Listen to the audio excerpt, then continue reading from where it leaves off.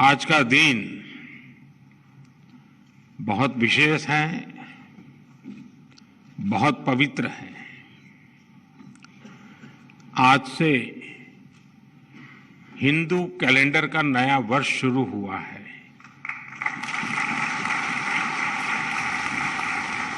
मैं आप सभी को और सभी देशवासियों को विक्रम संवत 2080 की बहुत बहुत शुभकामनाएं देता हूं। हमारे इतने विशाल देश में, विविधता से भरे देश में सदियों से अलग अलग कैलेंडर्स प्रचलित है।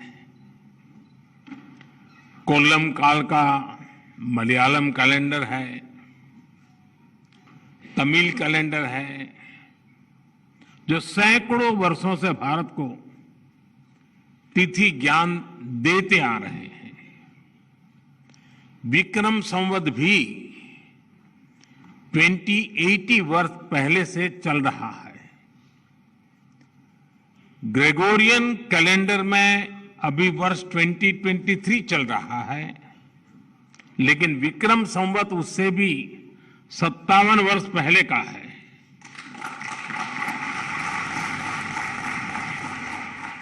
मुझे खुशी है कि नववर्ष के पहले दिन टेलीकॉम, आईसीटी और इससे जुड़े इनोवेशन को लेकर एक बहुत बड़ी शुरुआत भारत में हो रही है।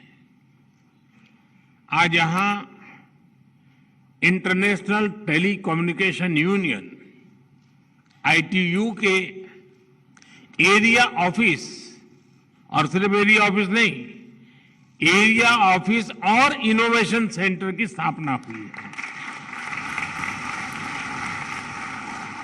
इसके साथ साथ आज 6G टेस्ट बेड को भी लॉन्च किया गया है।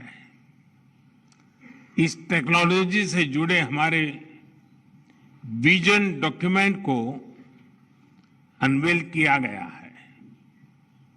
ये डिजिटल इंडिया को नई ऊर्जा देने के साथ ही साउथ एशिया के लिए, ग्लोबल साउथ के लिए नए समाधान, नए इनोवेशन लेकर आएगा। खासकर हमारे एकेडेमिया, हमारे इनोवेटर्स, स्टार्टअप्स, हमारी इंडस्ट्री के लिए इससे अनेक नए अवसर बनेंगे। फ्रेंड्स, आज जब भारत G20 की प्रेसिडेंसी कर रहा है, तो उसकी प्राथमिकताओं में रीजनल डिवाइड को कम करना भी है। कुछ सप्ताह पहले ही भारत ने ग्लोबल साउथ समिट का आयोजन किया है।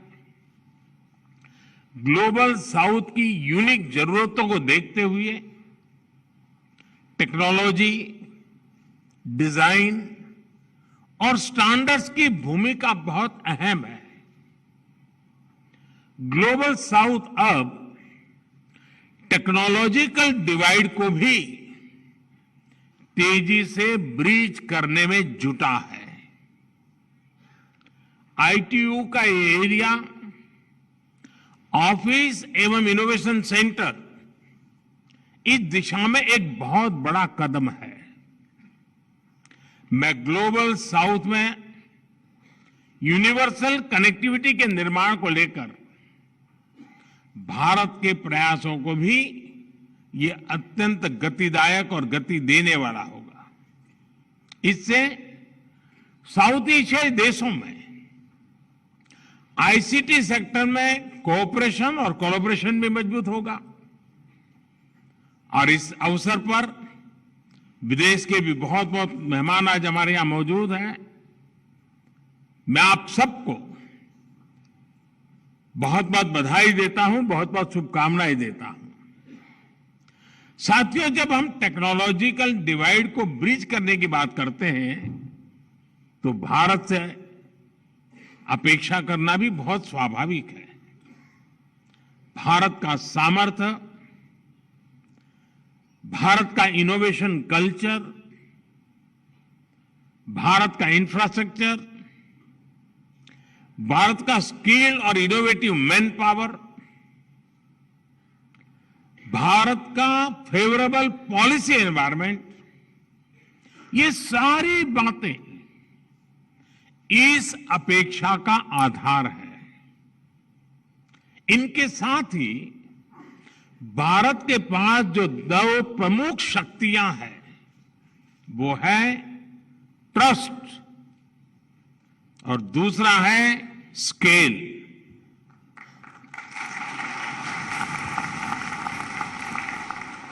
बिना ट्रस्ट और बिना स्केल हम टेक्नोलॉजी को कोने कोने तक नहीं पहुंचा सकते। और मैं तो कहूंगा कि ट्रस्ट, ये टेक्नोलॉजी जो वर्तमान की है उसमें ट्रस्ट एक पूर्व शर्त है। इस दिशा में भारत के प्रयासों की चर्चा आज पूरी दुनिया कर रही है। आज भारत 100 करोड़ मोबाइल फोन के साथ most connected democracy of the world है।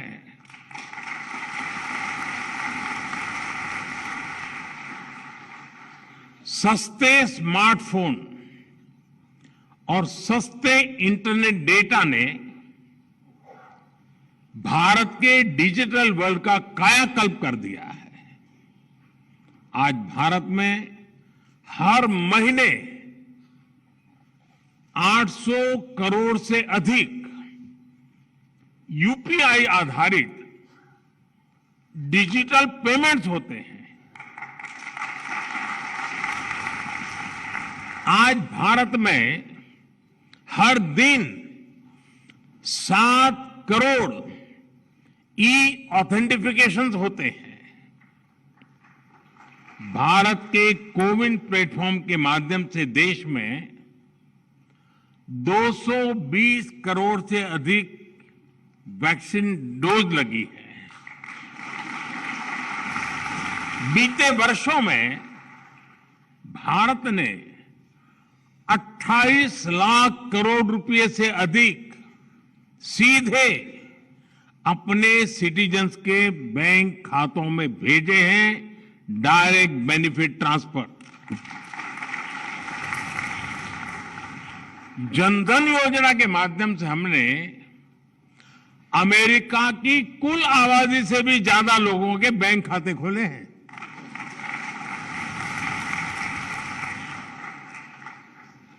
और उसके बाद यूनिक डिजिटल आइडेंटिटी यानी आधार के द्वारा उन्हें ऑथेंटिकेट किया और फिर 100 करोड़ से ज्यादा लोगों को मोबाइल के द्वारा कनेक्ट किया। जनधन, आधार, मोबाइल, जेम ट्रिनिटी की ये ताकत विश्व के लिए एक अध्ययन का विषय है। साथियों, भारत के लिए telecom technology mode of power नहीं है। भारत में टेक्नोलॉजी सिर्फ मोड ऑफ पावर नहीं है, बल्कि मिशन टू एम्पावर है।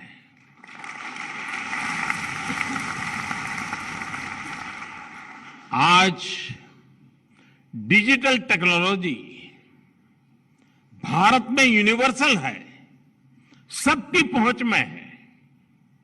पिछले कुछ वर्षों में भारत में बड़े स्केल पर डिजिटल इंक्लूजन हुआ है। अगर हम ब्रॉडबैंड कनेक्टिविटी बात करें तो 2014 से पहले भारत में 6 करोड़ यूजर्स थे। आज ब्रॉडबैंड यूजर्स की संख्या 80 करोड़ से ज्यादा है। 2014 से पहले भारत में इंटरनेट कनेक्शन की संख्या 25 करोड़ थी। आज ये 85 करोड़ 85 करोड़ से भी ज्यादा है। साथियों, अब भारत के गांवों में इंटरनेट यूजर्स की संख्या शहरों में रहने वाले इंटरनेट यूजर से भी अधिक हो गई है। ये इस बात का प्रमाण है कि डिजिटल पावर कैसे देश के कोने कोने में पहुंच रही है। पिछले 9 वर्षों में भारत में सरकार और प्राइवेट सेक्टर ने मिलकर 25 लाख किलोमीटर ऑप्टिकल फाइबर बिछाया है। 25 लाख किलोमीटर ऑप्टिकल फाइबर। इन वर्षों में ही लगभग 2 लाख ग्राम पंचायतों तक ऑप्टिकल फाइबर से जोड़ा गया है। देश भर के गांवों में आज 5 लाख से अधिक common service centre digital service दे रहे हैं। इसी बात का प्रभाव है, इस सबका प्रभाव है कि आज हमारी डिजिटल इकोनॉमी देश की ओवरऑल इकोनॉमी से भी लगभग 2.5 गुना तेजी से आगे बढ़ रही है।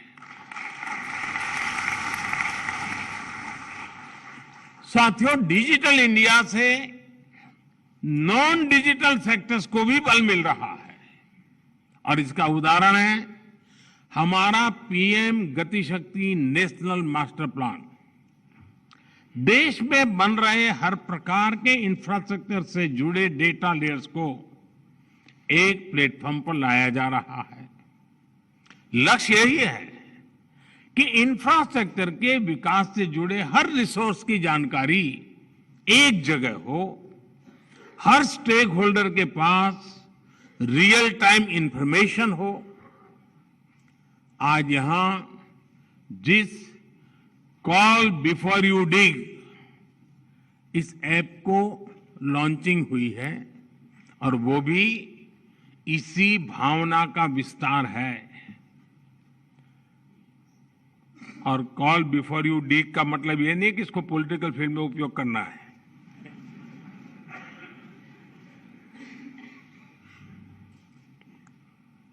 आप भी जानते हैं कि अलग अलग प्रोजेक्ट्स के लिए जो डिगिंग का काम होता है उससे अक्सर टेलीकॉम नेटवर्क को भी नुकसान उठाना पड़ता है। इस नए ऐप से खुदाई करने वाली एजेंसियां और जिनका अंडरग्राउंड एसेट है उन विभागों के बीच तालमेल बढ़ेगा।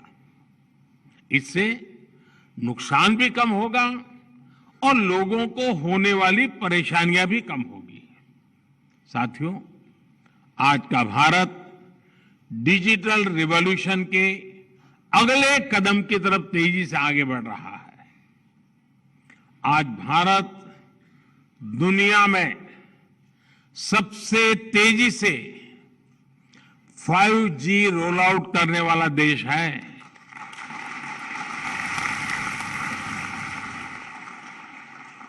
सिर्फ 120 दिन में 120 दिनों में ही 125 से अधिक शहरों में 5G रोल आउट हो चुका है। देश के लगभग 350 जिलों में आज 5G सर्विस पहुंच गई है। इतना ही नहीं, 5G रोल आउट के 6 महीने बाद ही आज हम 6G की बात कर रहे हैं।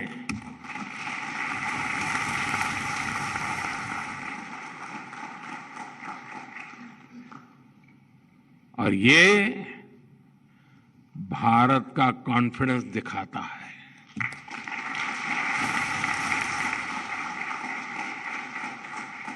आज हमने अपना विजन डॉक्यूमेंट भी सामने रखा है।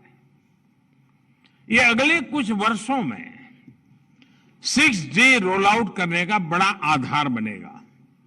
साथियों, भारत में विकसित और भारत में सफल टेलीकॉम टेक्नोलॉजी आज विश्व के अनेक देशों का ध्यान अपनी तरफ खींच रही है। 4G और उससे पहले भारत टेलीकॉम टेक्नोलॉजी का सिर्फ एक यूजर था, कंज्यूमर था, लेकिन अब भारत दुनिया में टेलीकॉम टेक्नोलॉजी का बड़ा एक्सपोर्टर होने की दिशा में आगे बढ़ रहा है। 5G की जो शक्ति है, उसकी मदद से पूरी दुनिया का वर्क कल्चर बदलने के लिए भारत कई देशों के साथ मिलकर के काम कर रहा है। आने वाले समय में भारत 100 नई 5G लैब्स की स्थापना करने जा रहा है। इससे 5G से जुड़ी अपॉर्चुनिटीज, बिजनेस मॉडल्स और एम्प्लॉयमेंट पोटेंशियल को जमीन पर उतारने में बहुत मदद मिलेगी। ये 100 नई लैब्स भारत की यूनिक नीड्स के हिसाब से 5G एप्लीकेशंस डेवलप करने में मदद करेगी। चाहे 5G स्मार्ट क्लासरूम हो, फार्मिंग हो, इंटेलिजेंट ट्रांसपोर्ट सिस्टम्स हो या फिर हेल्थ केयर एप्लीकेशंस, भारत हर दिशा में तेजी से काम कर रहा है। भारत के 5Gi standards global 5G system का हिस्सा है। हम ITU के साथ भी फ्यूचर टेक्नोलॉजीज के स्टैंडर्डाइजेशन के लिए मिलकर के काम करेंगे। यहां जो इंडियन ITU एरिया ऑफिस खुल रहा है, वो हमें 6G के लिए सही एनवायरनमेंट बनाने में भी मदद करेगा।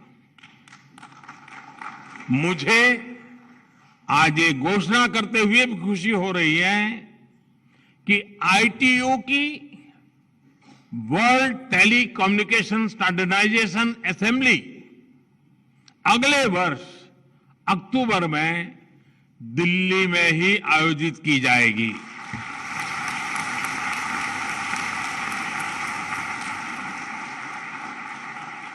इसमें भी विश्व भर के प्रतिनिधि भारत आएंगे। मैं अभी से इस इवेंट के लिए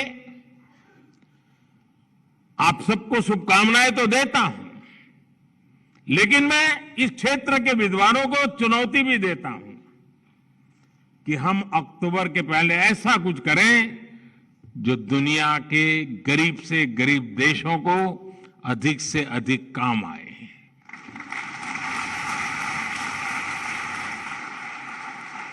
साथियों, भारत के विकास की इसी रफ्तार को देखकर कहा जाता है, ये डेकेड भारत का टेकेड है। भारत का टेलीकॉम और डिजिटल मॉडल स्मूथ है, सिक्योर है, ट्रांसपेरेंट है और ट्रस्टेड एंड टेस्टेड है। साउथ एशिया के सभी मित्र देश इसका लाभ उठा सकते हैं। मेरा विश्वास है ITU का ये सेंटर इसमें एक अहम भूमिका निभाएगा।